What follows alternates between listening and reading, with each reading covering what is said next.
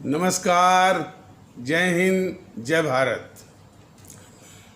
भारतीय अवाम ताकत दल अपने भारतीय भाई बहनों अर्थात अपने देश भारत की जनता अर्थात अपनी भारतीय अवाम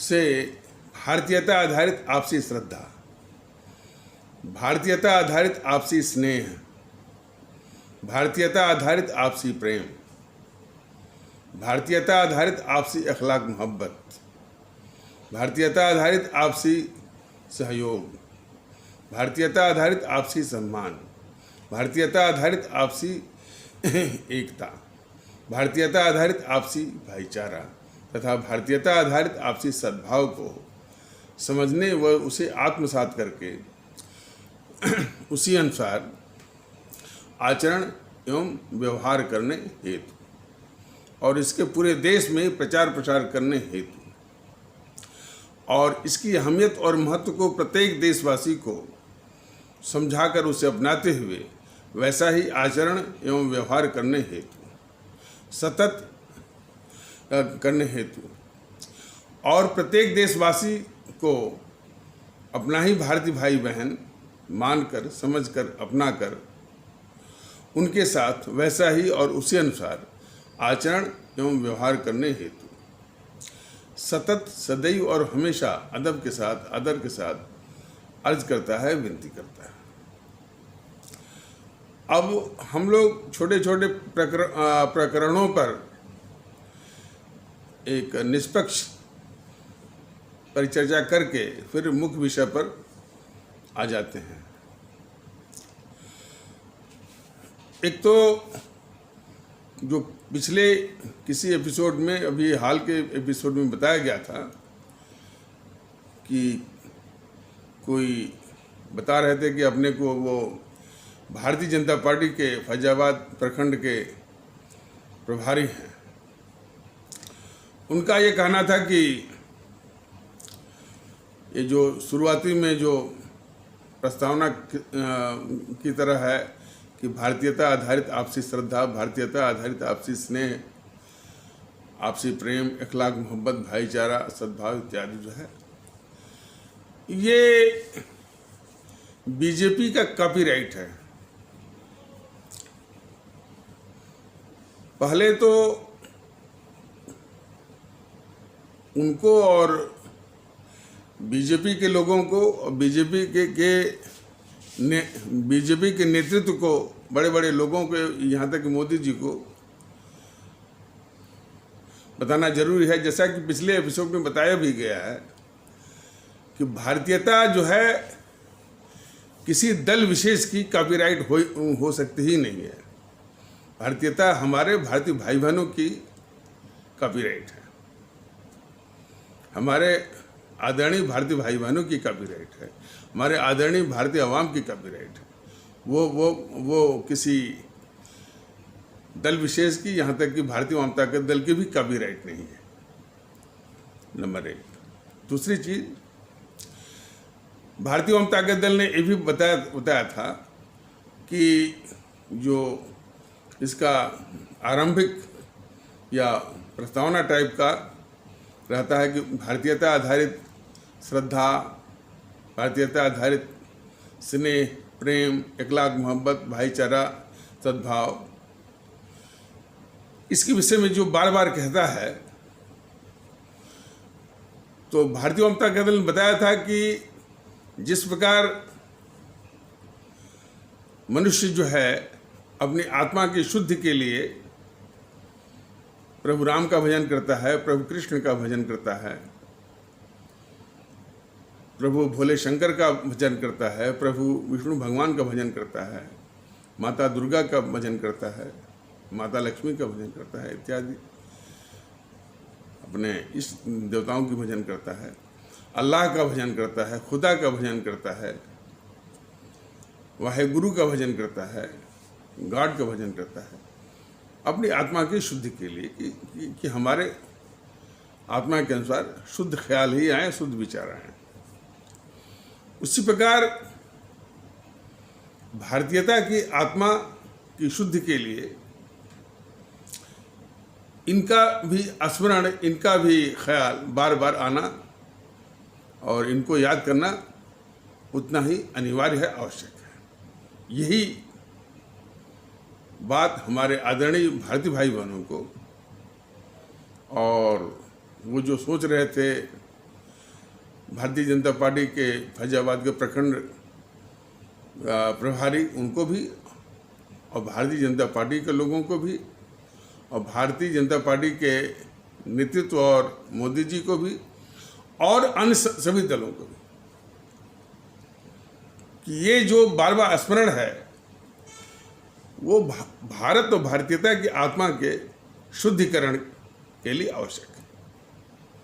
यदि वो समझ सके हैं, यदि वो समझ सके तो अच्छा, यदि वो नहीं भी समझते हैं तो भी अच्छा। इसलिए कि अब भारत की, अपने देश की आदरणीय भारतीय अवाम इस विषय में जाग रही है और उनको माकूल जवाब वो बैलेट बॉक्स पर देने का मन भी बना रही है। रही बात भारतीयता का माहौल, देखिए आरएसएस कभी कभी कहता रहता है कि मुसलमानों का भारतीयकरण होना चाहिए। भारतीय जनता का दल ये कहता है कि किसी के भारतीयकरण होने की आवश्यकता ही नहीं है, क्योंकि इस देश के सभी लोग भारतीय ही हैं। समस्या इस बात की है कि वो अपने को भारतीय महसूस नहीं करते, एहसास नहीं करते। एहसास महसूस करवाने के लिए यह अभियान चल रहा है कि आप अपने को सिर्फ भारतीय मानिए, और आपका जो पंथ है उस पंथ की बातों में मत उलझिए। पंथ आपकी व्यक्तिगत आस्था है, जिसको व्यक्तिगत की हद घर के अंदर निभाइए, और बाकी जो सामाजिक और सामूहिक और राष्ट्रीय परिवेश में भारतीय बन के रहिए और भारतीयता का आचरण करिए। यही जो है, यही चीज़ सिखाई जा रही है। भारतीय आप हैं, आप एहसास करिए, महसूस करिए, एहसास करवाइए, वैसा आचरण व्यवहार करिए। इसी की आवश्यकता है, किसी को भारतीयकरण करने की आवश्यकता नहीं है। और भारतीयकरण यदि करना भी है तो सबसे पहले जो है वो आरएसएस का ही भारतीयकरण होना चाहिए, बीजेपी का ही भारतीयकरण होना चाहिए, क्योंकि आज तक वो यह स्पष्ट नहीं कर पाई है कि भारतीयता क्या है और उसका हिंदुत्व क्या है। देखिए, जब भी भारतीय जनता दल उनको हिंदुत्व को लेकर अटैक करता है, आक्रमण करता है, उसका कतई मतलब नहीं कि वो इस्लामिक पंथ के जो हमारे भारतीय भाई बहनों का जो समाज है उसमें भी इससे भी खतरनाक एक तबका है जो कि हर बात में बोलता है कि हम तो कुरान को मानेंगे, हम तो शरिया को मानेंगे। तो उनके भी दिमाग को ठिकाने लगाने के लिए ये भारतीय जनता दल है।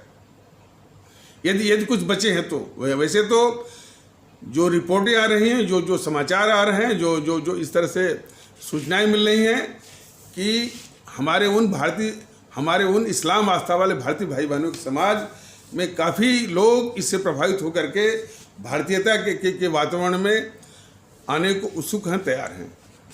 फिर भी यदि कुछ कट्टरवादी तत्व बच रह जाते हैं जो कि भारतीयता के माहौल के विपरीत हर बात में बोलते हैं कि हम तो कुरान को ही मानेंगे, हम तो शरिया को ही मानेंगे और इसके अलावा हम किसी को नहीं मानेंगे, तो ऐसे तत्वों का इलाज भारतीय जनता दल के पास है। तो ऐसी बात नहीं है, कुछ और भी होंगे जो सिख पंथ में भी कुछ कट्टरवादी होंगे, ईसाई पंथ में भी कुछ कट्टरवादी होंगे, तो सबका इलाज भारतीय जनता दल के पास है। तो इसलिए यानी शुरुआत कर रहा है पहले आरएसएस और भारतीय जनता पार्टी से पहले वो स्पष्ट कर लें कि उनकी अवधारणा के अनुसार भारतीयता और हिंदुत्व में क्या संबंध है। भारतीयता को हिंदुत्व से ऊपर मानते कि नहीं मानते हैं, और सच्चे रूप में ऊपर का सवाल भी नहीं है।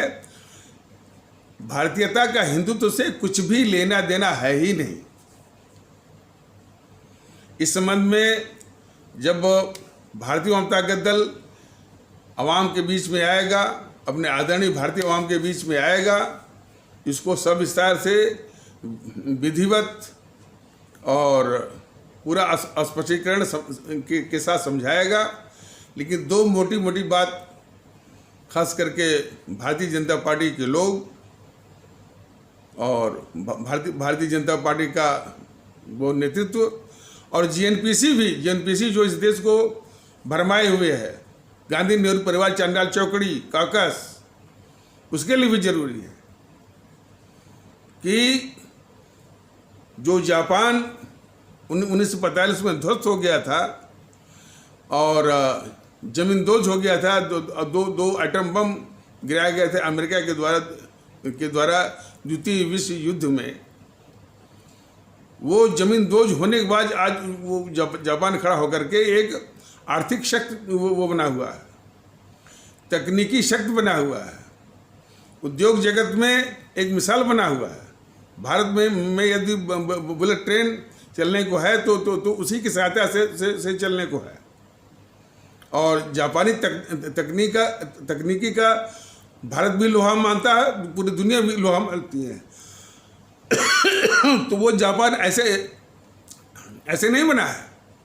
वहाँ के औसत जापानी कहते हैं कि यदि हमको अपने देश जापान और बौद्ध धर्म में यदि किसी को मार करके दूसरे को बचाने की बात आई तो वो बौद्ध धर्म को मार करके भी जो है अपने देश को बचाएंगे।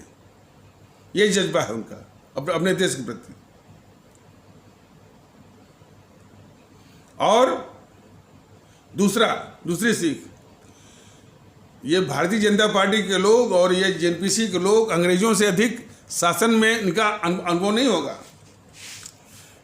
ब्रिटेन में 14वीं या 15वीं शताब्दी में कैथोलिक का बहुत बोलबाला था। उन अंग्रेजों ने पंथ को निकाल बाहर किया, लोकतंत्र लाए और पंथ का ही एक शासन प्रशासन के लिए उन्होंने इटली में एक छोटा सा टुकड़ा काट करके वेटिकन सिटी दे दिया। लेकिन बाकी जगहों से वो पंथ को वो निकाल बाहर किए और जरा भी उसके दखल की गुंजाइश नहीं छोड़ी। ये भी सीख लें भारतीय जनता पार्टी के लोग, आरएसएस के लोग। ये है कहने का मतलब शासन प्रशासन राजनीतिक जीवन सामाजिक जीवन में पंथ की कोई भूमिका नहीं है। हिंदू सनातन महान एक पंथ है और उसी प्रकार और भी पंथ वो भी महान है। उसको बदनाम करने वाले कुछ तत्व होते हैं, लेकिन अपने आप में महान पंथ है। सभी पंथ जो है, सिख पंथ भी जो हिंदुत्व से निकला है वो भी एक महान पंथ है। हाँ, गुरु नानक जी का। ईसाई पंथ भी महान है, ऐसी बात नहीं। लेकिन उसके जो उस तत्व जो है उसका जो दुरुपयोग करते हैं उसके कारण जो है वो हानि होती है। और ये बात है तो उसकी महानता, सारे पंथों की महानता मैंने भारत के परिप्रेक्ष्य में यह है कि वो हर एक देशवासी को भारतीयता के लिए जो है वो पाठ पढ़ाएं, भारतीयता का भाव भरें और उस भारतीयता में इन पंथों की कोई भूमिका नहीं है ये भी पाठ पढ़ाएं। और पंथ के अनुसार जो पूजा अर्चना है, जो भी विधि है, घर के अंदर करें। और उनके जो शादी ब्याह या मरणोपरांत जो अंत्येष्टि क्रियाएँ होती हैं वो भी उनके अलग अलग पंथों के अनुसार करें। लेकिन जो सामूहिक, जो भारतीय सामाजिक जीवन जो है, जो हमारा राष्ट्रीय जीवन है, भारतीय जो शुद्धता वो भारतीय है। इतनी मोटी सी बात, सीधी सी बात, सभी आदरणीय भारतीय भाई बहन, सभी आदरणीय भारतीय अवाम और ये भारतीय जनता पार्टी के लोग और भारतीय जनता पार्टी का वो नेतृत्व, मोदी जी, आरएसएस, जीएनपीसी, सभी दल इसको समझ जाए। क्योंकि हो सकता है कि जानबूझ करके भी जो है अपने स्वार्थी एजेंडे में लगे हुए हैं, वो बात दूसरी है। लेकिन इन विषयों की स्पष्टता जो है बहुत जरूरी है। तो फिर उसी विषय पर आ जाइए कि सभी लोग भारतीय हैं। नहीं, उस विषय पर आ जाइए कि ये भारतीय जनता पार्टी को देश के सामने उसे स्पष्ट करना ही होगा कि उसकी भारतीयता और उसका हिंदुत्व के बीच में क्या संबंध है, भले ये बता दो। इसीलिए वैसे तो भारतीय जनता दल किसी के भारतीयकरण की बात ही नहीं करता कि सभी लोग भारतीय हैं, लेकिन जब ये बात करते हैं तो निश्चित तौर पर भारतीय जनता दल बीजेपी वालों का, आरएसएस वालों के भारतीयकरण की बात जरूर करेगा यदि वो इस चीज़ को उलझाएंगे तो। वैसे सभी लोग भारतीय हैं, भारतीयता का व्यवहार करने की जरूरत है, उसको एहसास करने की जरूरत है, महसूस करने की जरूरत है। वैसे आचरण व्यवहार सबके साथ, मतलब कि जैसा बताया गया है कि हम भी भारतीय हैं और हमारे जो सामने वाला है वो भी हमारा भारतीय भाई बहन है। वो कदाप ने माने अच्छा, और अपने को जब भारतीय माने तो भारतीय ही हैं।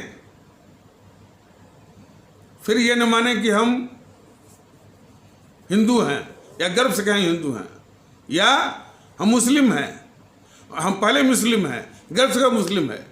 जिस वक्त आपने ये कहना शुरू किया, जिस वक्त आपने महसूस करना शुरू किया, उसी समय आपने नैतिक रूप से इस देश की नागरिकता खो दी।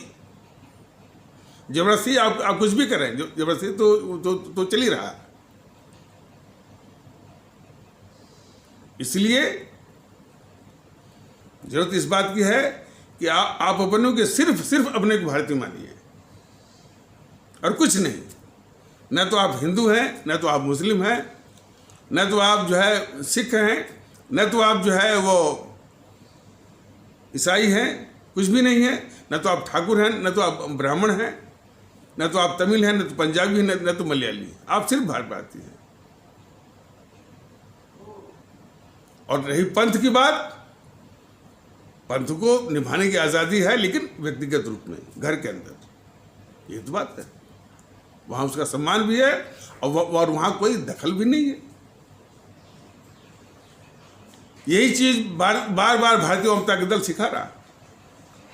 सामूहिक जीवन में, सामाजिक जीवन में पंथ की कोई भूमिका नहीं है। इसीलिए यदि कोई घटना होती है तो कुछ लोग उसके पीड़ित होते हैं, दुर्घटना ही मान लीजिए, और कुछ जो है अपराधी होते हैं। अपराधी को अपराधी के दृष्टिकोण से देखा जाना चाहिए। उसमें कदापि यह नहीं देखना कि उसमें कौन हिंदू है, मुस्लिम है, कौन ठाकुर है, ब्राह्मण है, कौन तमिल है, पंजाबी है। जिस वक्त आपने देखना शुरू किया, आप इस समाज के शत्रु हैं। और उसी प्रकार जो पीड़ित है वो भारतीय भाई बहन है। और जिस वक्त आपने देखना शुरू किया कि वो हिंदू है कि मुस्लिम है, ठाकुर है कि ब्राह्मण है, तमिल है कि पंजाबी है, इस तरह का दृष्टिकोण रखने वाले इस समाज के, इस देश के शत्रु हैं।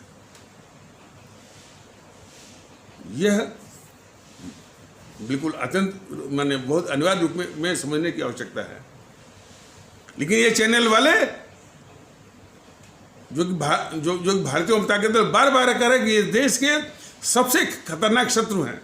हर एक इशू में, हर एक इस तरह की दुर्घटना में जो अपराधी है उसमें भी देखते हैं कि ये हिंदू है कि मुस्लिम है, जो पीड़ित है उसमें भी देखते हैं कि एक हिंदू है कि मुस्लिम है। इसलिए ये इस मुल्क के लिए बहुत ही खतरनाक ये तबका है, ये चैनल वाला, टीवी चैनल वालों का। अब इसका इलाज हमारे भारतीय अवाम, हमारे आदरणीय भारतीय अवाम, हमारे आदरणीय भारतीय भाई बहन कैसे करेंगे बेहतर आप जानते हैं। इनकी जो व्यूअरशिप है, इनकी जो टीआरपी पर चोट करिए, तब शायद इनकी आंख खुले, तब इनकी शायद कुंडली जागे। वरना जो है ये कभी भी सही बात को तो कभी सुनने वाले नहीं। ये घोर स्वार्थी भी हैं, इस समाज के भी शत्रु हैं, देश के भी दुश्मन हैं ये। तो वही कहा जाता है कि आप अपने को शुद्धतः भारतीय मानिए, तो मतलब ये मतलब है कि फिर कोई और अवधारणा नहीं आनी चाहिए कि हम हिंदू हैं या हिंदू पर गर्व है, या मुस्लिम है मुस्लिम पर गर्व है। यही मूल मंत्र भारतीय जनता दल सिखा रहा है। और सामने वाले को भी जो आपका प्रेम हो, जो मोहब्बत हो, जो उसे इखलाक मोहब्बत हो, सिर्फ इस आधार पर कि हमारा वो भारतीय भाई बहन, इसको समझने की बहुत आवश्यकता है। तो वो जो फैजाबाद वाले हैं प्रखंड प्रभारी भाजपा के, वो भी समझ जाए, और उनका भारतीय जनता पार्टी भी समझ जाए, उनके मोदी जी भी समझ जाए, आरएसएस वाले भी समझ जाए कि वो जो है, जो कहा जाता है कि भारतीयता आधारित श्रद्धा स्नेह, आपसी श्रद्धा, आपसी स्नेह, आपसी इखलाक मोहब्बत, सब कुछ जो है वो बीजेपी का कॉपीराइट हो ही नहीं सकता। और कॉपीराइट का नशा छोड़ें, वो प्रभुराम को भी कॉपीराइट कराने की बात करते हैं। ये खतरनाक खेल है। वो तो इसलिए कहा जाता है शुरू में कि भारतीयता आधारित आपसी श्रद्धा, आपसी स्नेह, आपसी प्रेम, आपसी इखलाक मोहब्बत इत्यादि जो है, वह भारतीयता की आत्मा की शुद्धिकरण के लिए, जिस तरह से हम अलग अलग प्रभु का नाम लेते हैं अलग अलग पंथों के अनुसार, तो वो अपनी आत्मा को पवित्र बनाने के लिए, पाक बनाने के लिए कि हमारे मस्तिष्क में, हमारे जहन में, हमारे में शुद्ध विचार ही आए, इसीलिए करते हैं। तो आगे बढ़ते हैं। वो परसों या नरसों जो है, या परसों जी न्यूज़ पर जो 5 बजे 6 बजे आता है, फिर वही कि मोदी का विज़न और राहुल का कन्फ्यूजन इस तरह से चलाता है। आज तक ये जी न्यूज़ जैसे चैनलों को समझ में नहीं आया कि ये राहुल कौन है। ये राहुल वही है जो 2 वर्ष पहले डोकलाम के मुद्दे पर अपने दुश्मन नंबर 1 चीन के राजदूत से रात के 12 बजे गुप्त रूप से चोरी छुपे मिलता है। और किस दौरान, जब भारत और चीन के बीच में युद्ध तनातनी की स्थिति थी। जी न्यूज़ वाले बताएं कि क्या ये गद्दारी नहीं है, क्या राहुल गद्दार नहीं है। भारत तेरे टुकड़े होंगे इंशाअल्लाह, इंशाअल्लाह भारत की बर्बादी तक जंग जारी रहेगी। क्या यह देश के खिलाफ गद्दारी नहीं है? जी न्यूज़ जैसे चैनल वाले बताएं या पूरे चैनल वाले बताएं, पूरे टीवी चैनल वाले बताएं, और उनके सब, और भारत तेरे टुकड़े होंगे इंशाअल्लाह, इंशाअल्लाह भारत की बर्बादी तक जंग जारी रहेगी। इतना खतरनाक देश विरोधी नारा लगाने वालों का जो समर्थन करता है, वो देश का वो घोर गद्दार नहीं है। राहुल और उसका समर्थन करने वाला ये राहुल जो है इस देश का घोर गद्दार नहीं है।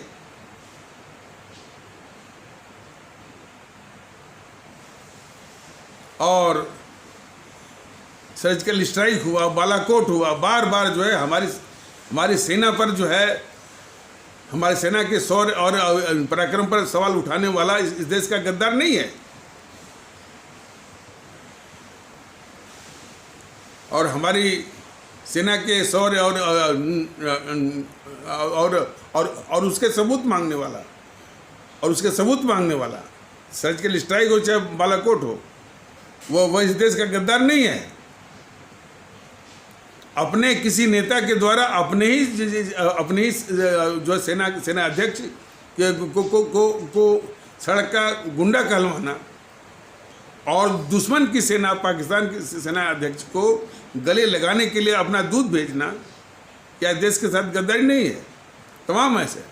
और इसमें भी जो चीन के साथ जो तनातनी युद्ध जैसी स्थिति बनी हुई है, तो सब चीन समर्थित जितने भी न्यूज़ मीडिया हैं, ग्लोबल टाइम्स से लेकर भारत के अंदर भी, उन्हीं की बातों को उठा करके भारत के विरुद्ध जो है दुष्प्रचार करना, क्या देश के खिलाफ गद्दारी नहीं है?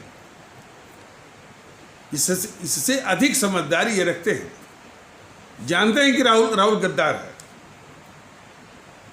लेकिन फिर भी राहुल का कन्फ्यूजन ये क्या इनको दिखाता है? यानी इनकी दुष्टता की हद देखिए। तो गद्दारों की बातों को न कहना, न छिपाना भी देश के खिलाफ गद्दारी है। जी न्यूज़ जैसे लोग गद्दार हैं इस देश के, जी न्यूज़ भी है, रिपब्लिक भारत भी है, TV9 भारतवर्ष भी है, और इंडिया टीवी के लोग, और बाकी का तो कहना ही नहीं। बाकी तो जो है उसी गद्दार राहुल और गद्दार जो है JNPC के पक्ष में माहौल बनाते हैं। आज तक वाले, न्यूज़ 24 वाले, NDTV वाले, न्यूज़ 18 इंडिया वाले, न्यूज़ नेशन वाले, ABP न्यूज़ वाले, इंडिया न्यूज़ वाले, और ऐसे ही माहौल को हवा देता है वो दूरदर्शन वाला, हिंदुत्व। ये सब देश के शत्रु हैं। इसका पक्का इलाज जो है आदरणीय भारतीय भाई बहनों को करना पड़ेगा, और यदि मौका आए तो ये तो निश्चित है। और ऐसे चैनलों की देश को जरूरत भी नहीं है। शायद ये बात वो जरूर पहुंचती होगी, क्योंकि इनमें नैतिक बल नहीं है सामना करने का। जिस प्रकार ये बीजेपी के लोग, NPC के लोग, वाम दलों के लोग भारतीयता के माहौल का सामना करने के लिए सारा नैतिक बल, नैतिक साहस, नैतिकता खो चुके हैं, वैसे ये भी वो नैतिकता खो चुके हैं जो है इसका सामना करने। कल जो है वो चला रहा था दीपक चौरसिया न्यूज़ नेशन पर, कि जो ये केस चल रहा है ना बाबरी विध्वंस का, तो वो इसी पक्ष में माहौल बना रहा था कि जो केस चल रहा है, जिन लोगों ने बाबरी मस्जिद का ढांचा गिराया था, उनके खिलाफ जो CBI कोर्ट लखनऊ में जो केस चल रहा है, और वो केस बहुत खिंच रहा था, तो किसी ने सुप्रीम कोर्ट में इसके खिलाफ, यानी जो बिला वजह केस खिंच रहा था उसके खिलाफ सुप्रीम कोर्ट में केस किया था। तो सुप्रीम कोर्ट ने निर्देश दिया कि अगस्त 2020 तक CBI कोर्ट लखनऊ ये पूरी वो सुनवाई को पूरी कर ले। तो अब वो हरकत में आई है, सबका बयान दर्ज कर रही है वो। तो उसी संदर्भ में वो चौरसिया, जो दीपक चौरसिया न्यूज़ नेशन पर 9 बजे के आसपास, 9-10 के आसपास एक माहौल बना रहा था कि अब उस केस को बंद किया जाए। तो वो एक हैशटैग दिया था कि इसी हैशटैग पर ट्वीट करिए अपने विचार, और फेसबुक का भी दिया था। तो उस हैशटैग के अनुसार जो है भारतीय जनता दल ने ये ट्वीट किया था कि इस केस को हरगिज नहीं बंद करना चाहिए। मंदिर हो चाहे मस्जिद हो, जो गुरुद्वारा हो चाहे गिरजाघर हो, ये आस्था के केंद्र होते हैं और इनके तोड़ने वालों को सख्त से सख्त सजा मिलनी चाहिए, ताकि इनकी मंदिर तोड़ने, मस्जिद तोड़ने या इस प्रकार के आस्था के केंद्र तोड़ने की आदत ही छूट जाए। लेकिन इसके पहले वो जो गद्दार नेहरू था, जिसने 1949 में प्रभु राम की मूर्तियां रखवाई थी मस्जिद में, और रखवा करके उसको झगड़े में डाला और फिर ताला लगवाया मस्जिद में, और 36 साल बाद वो गद्दार राजीव गांधी जो है उसी ताला को खुलवाया और शिलान्यास पूजन करवाया। तो इन दोनों गद्दारों को उससे भी अधिक सजा मिलनी चाहिए, गद्दार नेहरू को, गद्दार राजीव गांधी को, जिन्होंने बाबरी मस्जिद विध्वंस की बुनियाद रखी। तो पहले उनको सजा दें, बाद में इनको दें, लेकिन गद्दार नेहरू को सजा न दें, गद्दार राजीव गांधी को सजा न दें और इन लोगों को सजा मिले, ये बहुत बड़ी नाइंसाफ़ी होगी, न्यायालय के द्वारा भी और इस देश के द्वारा भी। राजीव गांधी ने वो ताला वो क्यों खुलवाया? शाहबानो केस में जब सर्वोच्च न्यायालय ने मानवता का पक्ष लेते हुए उस शाहबानो को गुजारा भत्ता का आदेश दिया और ये भी कहा कि गुजारा भत्ता न देना एक आपराधिक मामला बनता है, क्रिमिनल केस है ये, तो इस्लाम पंथ के जो ठेकेदार हैं उसको खुश करने के लिए ये राजू जो है उस सुप्रीम कोर्ट के आदेश को पलटवाया।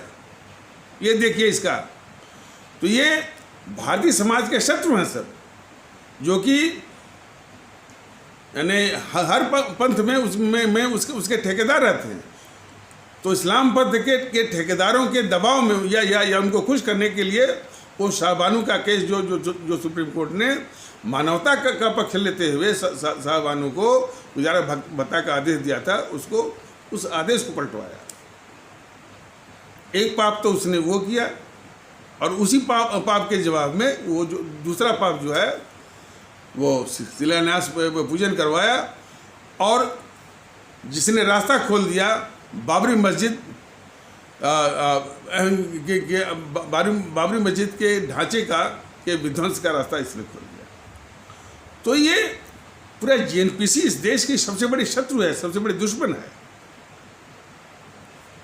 इस देश की काफ़ी बौद्धिक वर्ग की मानसिकता है कि वो आधी अधूरी बात करेंगे, सेलेक्टिव बात करेंगे, चूज करके मैंने उनको बात करेंगे।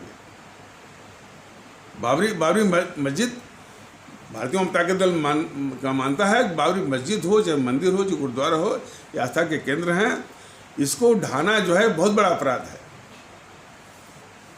और यदि वहाँ पर मंदिर बनाना ही था, मान लीजिए कि भाई तो पूरा सौहार्द लाते ना, इसमें कोर्ट की क्या आवश्यकता ही नहीं थी। अब तो कोर्ट का फैसला है, कोई बात नहीं है, सबकी सहमति से।